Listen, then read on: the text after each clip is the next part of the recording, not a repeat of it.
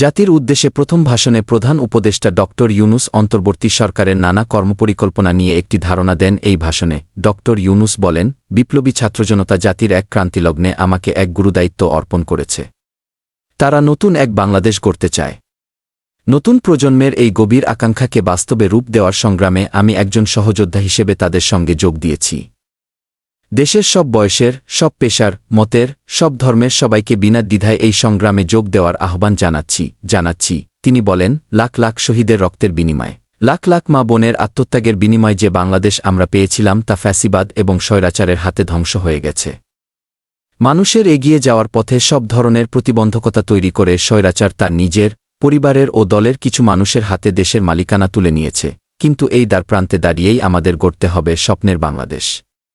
বৈষম্যহীন, শোষণহীন, কল্যাণময় এবং মুক্ত বাতাসের রাষ্ট্রের যে স্বপ্ন নিয়ে ছাত্রজনতা আন্দোলনে ঝাঁপিয়ে পড়েছিল, আমি তাদের সেই স্বপ্ন পূরণে অঙ্গীকারবদ্ধ। সবাইকে এই শুভলগ্নে তাদের স্বপ্ন পূরণে সমস্ত শক্তি নিয়ে এগিয়ে আসার আহ্বান জানাচ্ছি। আমাদের লক্ষ্য একটি উদার, গণতান্ত্রিক, বৈষম্যহীন, অসাম্প্রদায়িক বাংলাদেশ। আমরা এক পরিবার।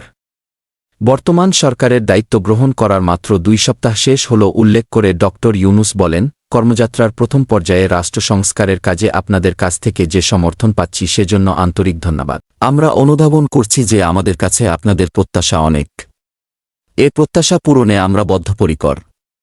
যদিও দীর্ঘদিনের গণতন্ত্রহীনতা, 15 বছরের ফ্যাসিবাদী শাসন ব্যবস্থা প্রায় প্রতিটি ক্ষেত্রেই আমাদের জন্য পর্বতসম চ্যালেঞ্জ রেখে গিয়েছে, কিন্তু এই চ্যালেঞ্জ গ্রহণে আমরা প্রস্তুত। আজ আমি সরকারের পক্ষ থেকে আপনাদের দোয়া ও সহযোগিতা কামনা করতে আপনাদের সামনে এসেছি। শুধু আমি বলবো, আপনাদের একটু ধৈর্য ধরতে হবে। প্রধান উপদেষ্টা আরও বলেন, আমাদের বিচারের জন্য গ্রেফতারকৃত ব্যক্তিকে আদালতে হাজির করার আগেই এক ধরনের বিচার করে ফেলার যে প্রবণতা তা থেকে বের হতে হবে। প্রধান উপদেষ্টা বলেন, গণঅভ্যুত্থানের শহীদদের স্মৃতি ধরে রাখতে সরকার অতি দ্রুত জুলাই গণহত্যা স্মৃতি ফাউন্ডেশন নামে একটি ফাউন্ডেশন প্রতিষ্ঠা করার প্রক্রিয়া শেষ পর্যায়ে এনেছে। লুটপাট ও দুর্নীতির আখড়ায় পরিণত করা ব্যাংকিং খাতে সুশাসন নিশ্চিত করার উদ্যোগ নিয়েছেন উল্লেখ করে প্রধান উপদেষ্টা বলেন, এই খাতে দক্ষ জনবল নিয়োগ দেওয়া হচ্ছে। ব্যাংকিং খাতে শৃঙ্খলা স্থাপন, ব্যবসা বাণিজ্যের সহায়ক পরিবেশ তৈরি এবং জনগণের জীবনযাপন সহজ করতে নিত্য প্রয়োজনীয় দ্রব্যমূল্য ও মূল্যস্ফীতি নিয়ন্ত্রণে আনার আমরা উদ্যোগ সচল করেছি।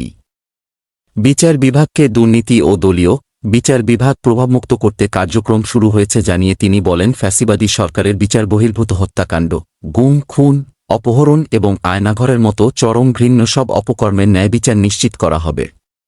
এসব অপকর্মের সঙ্গে জড়িত সকলের বিচার নিশ্চিত করা হবে।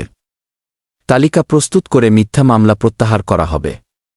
দুর্নীতি ও সম্পদ পাচারের বিচার করা হবে। জনমুখী ও দলীয় প্রভাবমুক্ত ও জবাবদিহিমূলক কাঠামো সৃষ্টির লক্ষ্যে পুলিশ কমিশন গঠন করা হবে। তথ্যের অবাধ প্রবাহ, শিক্ষাক্ষেত্রে সংস্কার, গণতন্ত্র সুসংহত, কৃষিস্বাস্থ্য পরিবেশ, জাতীয় সংহতি উন্নয়ন, ভবিষ্যতে বন্যা নিয়ন্ত্রণের জন্য করণীয় কি স্থির করার জন্য পদক্ষেপ নেওয়া হচ্ছে।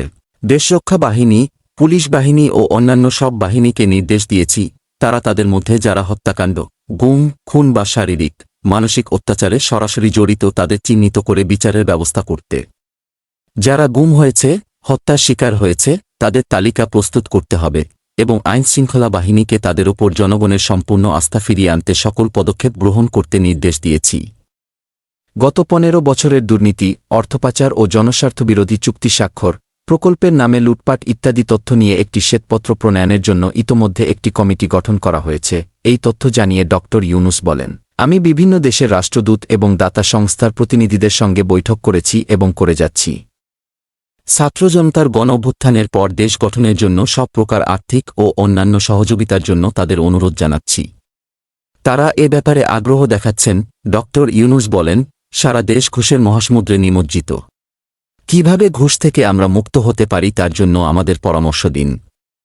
শুধু এই কাজটা নিয়ে অগ্রসর হতে পারলেই আমি মনে করি দেশের জন্য এই সরকার একটা গুরুত্বপূর্ণ অবদান রেখে গেছে বলে স্মরণীয় হয়ে থাকবে।